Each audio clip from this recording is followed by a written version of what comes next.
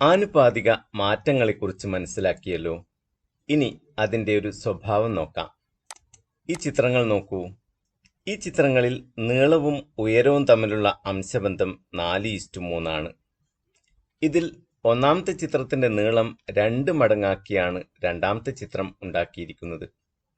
രണ്ടാമത്തെ ചിത്രത്തിന്റെ ഉയരം എങ്ങനെയായിരിക്കും മാറിയിരിക്കുക? രണ്ട് ചിത്രങ്ങളിലും നീളത്തിന്റെ 3/4 ഭാഗമാണല്ലോ ഉയരം.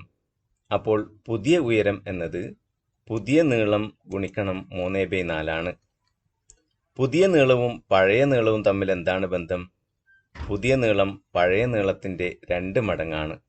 അഥവാ പുതിയ നീളം സമം പഴയ നീളം ഗുണിക്കണം 2. അങ്ങനെയെങ്കിൽ പുതിയ ഉയരം എന്നത് പഴയ നീളം ഗുണിക്കണം 2 ഗുണിക്കണം 3/4 ആണ്. ഇതിനെ പഴയ നീളം ഗുണിക്കണം 3/4 ഗുണിക്കണം 2 എന്നെഴുതാം. പഴയ നീളത്തിന്റെ 3/4 ഭാഗം പഴയ ഉയരമാണല്ലോ.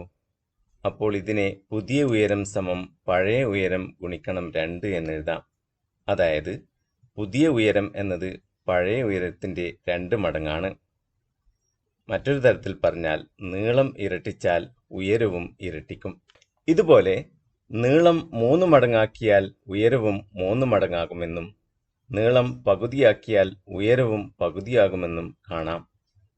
നീളം എത്ര മടങ്ങോ ഭാഗമോ ആക്കിയാലും ഉയരവും അതേ മടങ്ങോ ഭാഗമോ ആകും.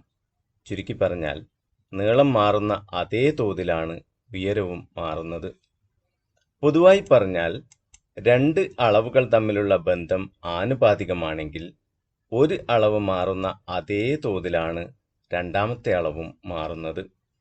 ചില മാറ്റങ്ങൾ ആനുപാതികമാണോ എന്ന് പരിശോധിക്കാൻ ഇക്കാര്യം ഉപയോഗിക്കാം.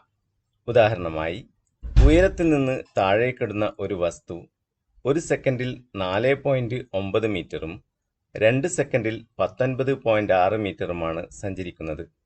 അതായത് സമയം 2 മടങ്ങാകുമ്പോൾ ദൂരം 4 മടങ്ങാവുകയാണ് ചെയ്തത്.